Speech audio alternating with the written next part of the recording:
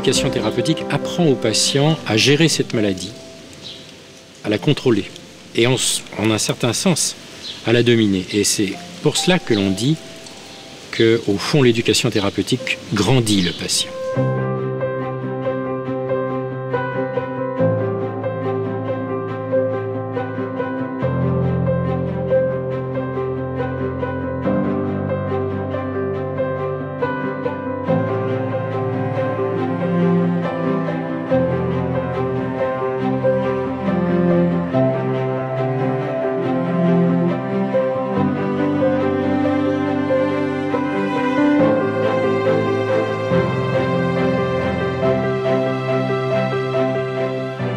Les compétences qu'un patient doit acquérir à la fin d'un stage de formation sont nombreuses. La première compétence, il doit savoir s'exprimer.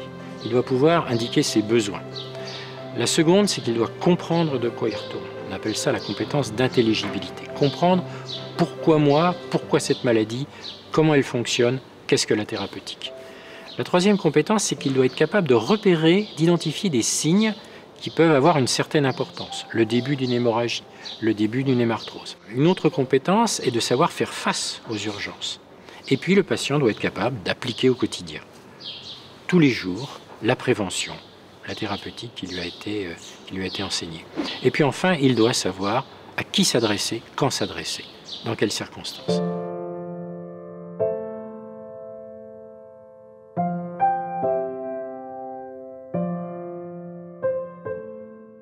Depuis 2007, l'Association française des hémophiles est engagée dans le programme Patients Parents Ressources. C'est une étape ultime dans l'éducation thérapeutique qui est un lien entre les professionnels de santé, le corps médical, et les patients, les parents et leurs aidants. Le patient ou parent ressources est un maillon indispensable dans l'éducation thérapeutique.